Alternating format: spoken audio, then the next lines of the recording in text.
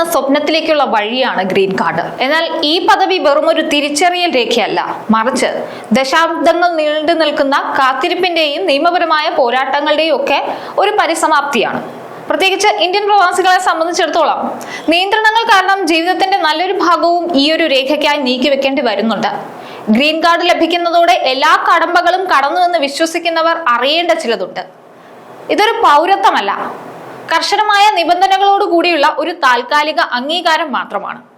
അവകാശങ്ങൾക്കൊപ്പം തന്നെ പാലിക്കേണ്ട കടമകളെ കുറിച്ചുള്ള അവജ്ഞ പലരെയും വലിയൊരു നിയമക്കുരുക്കിലേക്കാണ് കൊണ്ടെത്തിക്കുന്നത്. അമേരിക്കൻ സ്വപ്നത്തിന്റെ പൂർത്തീകരണമായി പലരും കാണുന്ന ഗ്രീൻ കാർഡ് അഥവാ പെർമനന്റ് റെസിഡൻസി സ്വന്തമാക്കുക എന്നത് അത്ര എളുപ്പമുള്ള ഒന്നല്ല.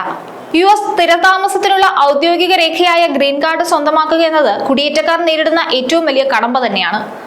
പ്രവാസി കുടിയേറ്റക്കാർക്ക് മുന്നിൽ വെല്ലുവിളികൾ നിറഞ്ഞ വലിയൊരു നിയമപരമായ പ്രക്രിയ തന്നെയുണ്ട്. പ്രത്യേകിച്ച് ഇന്ത്യൻ അപേക്ഷകരെ സംബന്ധിച്ചിടത്തോളം അമിതമായ തിരക്കുകളും ക്വാട്ട നിയന്ത്രണങ്ങളും കാരണം ഈ രേഖ കയ്യിൽ കിട്ടാൻ ദശാബ്ദങ്ങളോളം നീളുന്ന കാത്തിരിപ്പ് അനിവാര്യമായി വരുന്നുണ്ട്.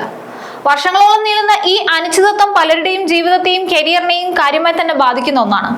ഗ്രീൻ കാർഡ് കയ്യിൽ കിട്ടിയാൽ US പൗരന് ലഭിക്കുന്ന എല്ലാവിധ ആനുകൂല്യങ്ങളും ലഭിക്കുമെന്ന് തെറ്റിദ്ധരിച്ച് കുഴപ്പത്തിൽ ചാടുന്ന വിദേശികളുമുണ്ട്. ഗ്രീൻ കാർഡ് ലഭിക്കുന്ന ഓരോ കുടിയേറ്റക്കാരും ശ്രദ്ധിക്കേണ്ട ചില കാര്യങ്ങളുണ്ട്. ഗ്രീൻ കാർഡ് എന്നത് അമേരിക്കയിൽ സ്ഥിരമായി താമസിക്കാനുള്ള അനുമതി മാത്രമാണ്, പൗരത്വമല്ല. പൗരത്വം ലഭിക്കുന്നതിന് മുൻപ് ഗ്രീൻ കാർഡ് ഉടമകൾ അതീവ ജാഗ്രത പാലിക്കണം.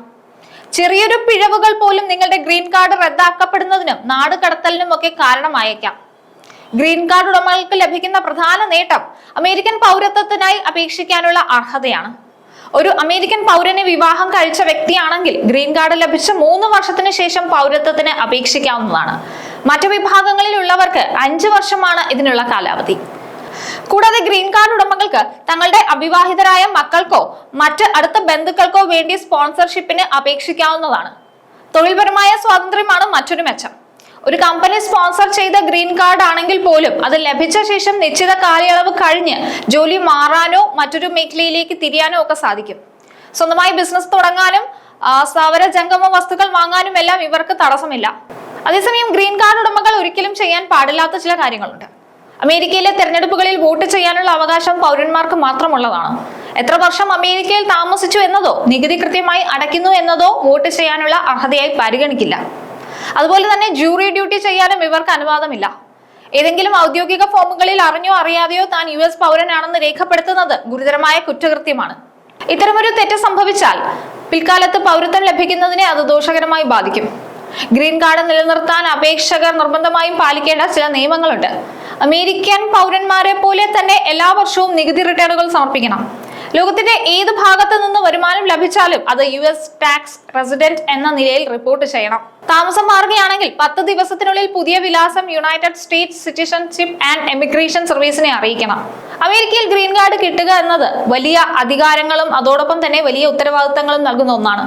വോട്ടിംഗ് അവകാശമോ ജൂറി ഡ്യൂട്ടിയോ ലഭിക്കില്ലെങ്കിലും അമേരിക്കൻ പൗരത്വത്തിലേക്കുള്ള ചവിട്ടുപടിയായി നമുക്കിതിനെ കാണാവുന്നതാണ്. നികുതി റിട്ടേണുകൾ കൃത്യമായി സമർപ്പിക്കുന്നതിലും വിലാസ മാറ്റങ്ങൾ യഥാസമയം റിപ്പോർട്ട് ചെയ്യുന്നതിലും കാണിക്കുന്ന ചെറിയ അശ്രദ്ധ പോലും പിൽക്കാലത്ത് പൗരത്വം ലഭിക്കുന്നതിന് ഒരുപക്ഷെ തടസ്സമായേക്കാം. നിയമങ്ങൾ കൃത്യമായി പാലിച്ച് തങ്ങൾക്ക് ലഭിച്ച തൊഴിൽപരവും വ്യക്തിപരവുമായ സ്വാതന്ത്ര്യത്തെ വിവേകപൂർവ്വം ഉപയോഗിക്കുന്നവർക്ക് മാത്രമേ ഗ്രീൻ കാർഡ് ഒരു യഥാർത്ഥ അനുഗ്രഹമായി മാറൂ. ജാഗ്രതയോടുകൂടിയുള്ള ഓരോ ചുവടും നിങ്ങളെ ഒരു അമേരിക്കൻ പൗരൻ എന്ന ലക്ഷ്യത്തിലേക്ക് അടുപ്പിക്കും. ട്രംപ് അമേരിക്കൻ പ്രസിഡന്റായി വന്നതിനു ശേഷം പൗരത്വം കിട്ടുക എന്നുള്ളത് അത്ര എളുപ്പമല്ല. പഴയ കാലത്തെ അപേക്ഷിച്ച് അപേക്ഷകരുടെ പശ്ചാത്തലം പരിശോധിക്കുന്ന രീതിയിൽ വലിയ മാറ്റങ്ങളൊക്കെ വന്നിട്ടുണ്ട്. വിസ നിയമങ്ങളിലും വലിയ മാറ്റങ്ങളാണ് ട്രംപ് ഭരണകൂടം കൊണ്ടുവന്നത്.